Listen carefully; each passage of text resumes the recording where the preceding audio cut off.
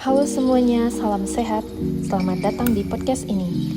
Kami dari peserta Latsar CPNS BPPK Ciloto Golongan 3 Angkatan 1 akan membahas tentang kesiapsiagaan bela negara.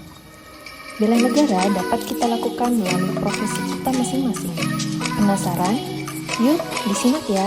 Kak Serani, jadi ini kan terkait bela negara dan kita tahu nih anak-anak NS nih orang yang mengabdi sampai ke daerah-daerah.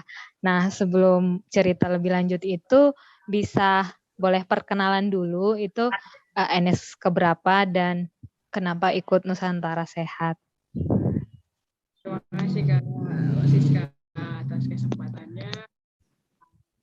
Perkenalkan, nama saya Serani, saya tenaga kesehatan masyarakat, dan saya ikut sehat BED 10 tahun 2018 sampai 2020. Kemudian kenapa ikut NS tadi ya Kak? Iya.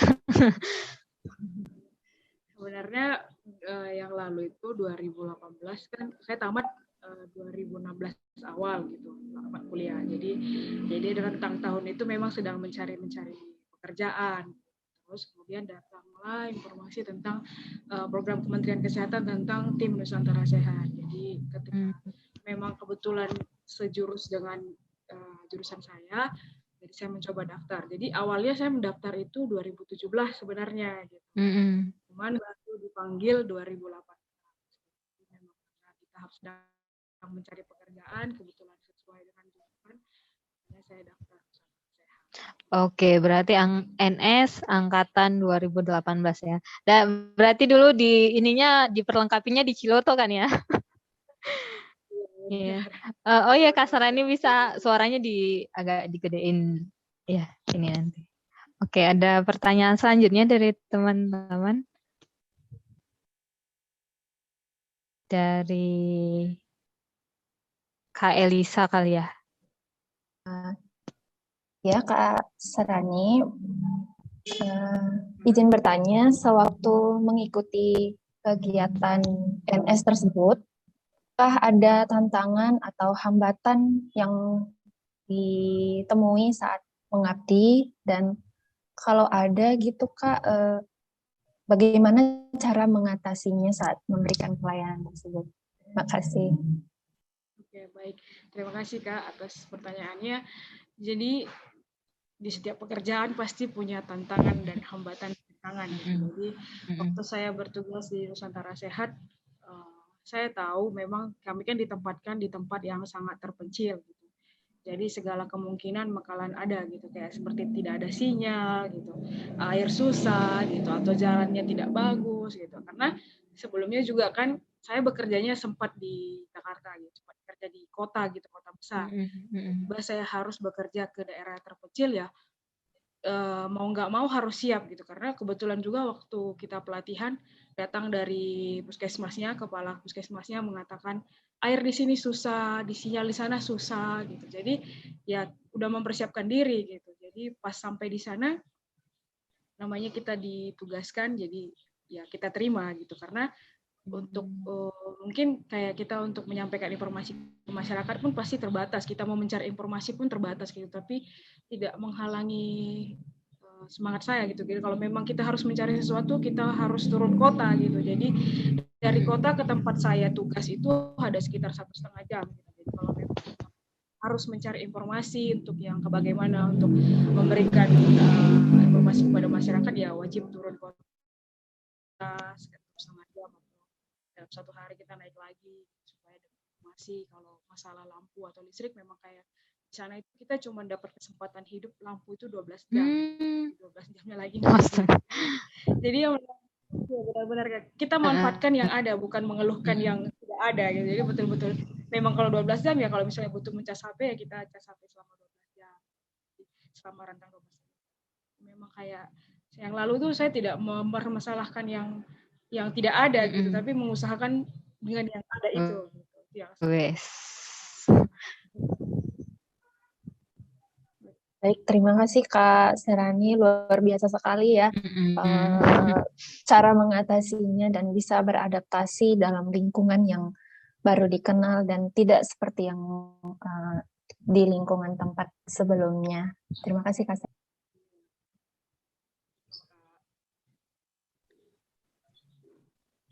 Nah, dari Kak Ervina nih kayaknya nih. Halo Kak Srani, mungkin izin bertanya tentang agenda kali ini di Latsar kita temanya tentang bela negara. Nah, mungkin dari Kak Srani sendiri pengalaman ketika NS, apa sih nilai bela negara yang mungkin dari Kak Srani terapkan selama di daerah NS itu seperti apa? Terima kasih Kak Ervina pertanyaannya. Jadi tentang bela negara gitu. Jadi kan bela negara ini sebenarnya selama pelatihan 40 hari itu bermacam-macam jenis ya. Ada kepemimpinan, ada disiplin waktu, ada yang bisa tanggap atau langsung kayak kalau ada apa yang terjadi kita tangkap harus melakukan apa gitu. Jadi ya waktu bela negara yang selama saya dapat, sebenarnya kami ini kan sama-sama kayak mana ya, kita tidak tahu background masing-masing teman-teman. Kebetulan saya tim, kita tidak tahu background teman-teman ini bagaimana sebelumnya gitu. Jadi pada saat pemilihan ketua tim begitu, itu hal kecil aja sih menurut saya. Menurut saya waktu pemilihan ketua tim saya di tim saya itu ada laki-laki sebenarnya gitu. Jadi saya merasa ya, laki-laki saja yang jadi ketua tim gitu.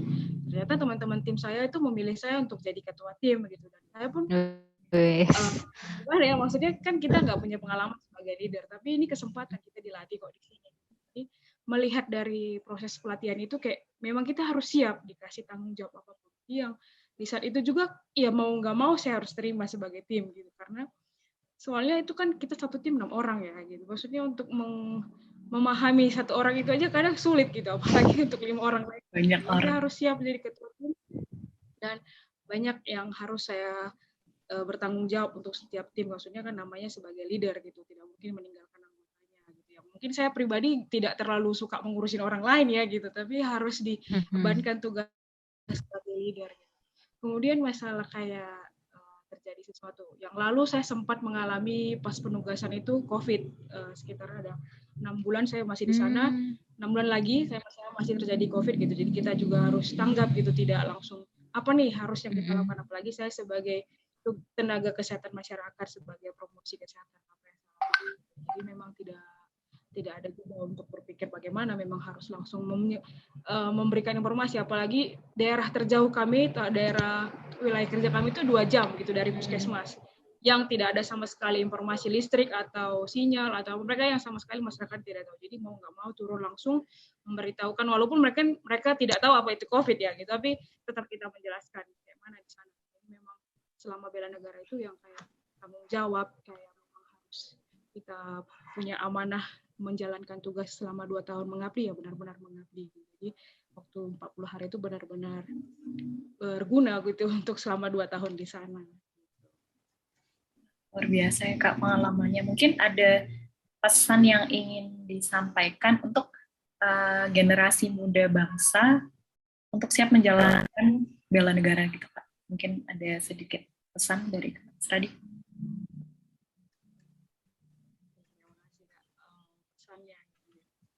Sebenarnya kalau saya pribadi, ketika sudah menjiwai suatu tanggung jawab atau pekerjaan, ya kerjakanlah sesuai dengan hati nurani gitu. Maksudnya bukan gimana ya, bukan diambil-ambil karena materinya sekian yang dapat gitu, atau fasilitasnya yang enak atau tidak enak gitu. Tapi ketika sudah diberikan tugas, sudah diberikan tanggung jawab, kerjakanlah sebaik mungkin gitu. Karena menurut saya kesempatan itu nggak datang 2 kali gitu. Karena ya saya pribadi, kesempatan 2 tahun itu sangat-sangat berarti gitu. Karena di sana kita sama sekali bukan hal yang kita lakukan gitu sehari-hari di kota besar gitu. Kita harus memahami orang di sana gitu. Jadi jangan pernah sia-siakan kesempatan kalau ketika kita mendapat kesempatan untuk mengabdi, karena di sanalah dapat nilai-nilai yang untuk bisa kita terapkan di kehidupan selanjutnya gitu. Walaupun mungkin kita nggak akan selamanya di desa sana, mungkin selama 2 tahun tuh, setelah 2 tahun lagi tuh nggak di situ lagi, kayak untuk kembali ke kota lagi sudah punya nilai tersendiri gitu. Jadi tetap semangat untuk tidak menyerah dengan kesempatan yang ada, berjuang sampai sehabis-habisnya gitu loh kalau sudah punya tugas membela negara. Itu mungkin dari saya. Luar biasa. Luar biasa. Terima kasih ya Kak Keren Serani. sekali Kak Serani. Sekalipun tantangannya itu banyak. Sekalipun tantangannya itu banyak, terbatas, ini serba terbatas, jaraknya yang jauh gitu. Tapi terakhirnya ya buat orang muda jangan lelah mencintai Indonesia gitu ya. Tetap sampai berdarah-darah. Oke, semoga yang mendengarnya juga terinspirasi untuk boleh mengabdi buat Indonesia. Terima kasih untuk waktunya Kak Serani sebagai narasumber dalam tugas Diklat Bela Negara kali ini. Terima kasih Kak sudah mengundang saya. Pasti banyak Kak Serani, sehat dan sukses selalu. Sukses buat latsarnya Kak. Ya. Siap.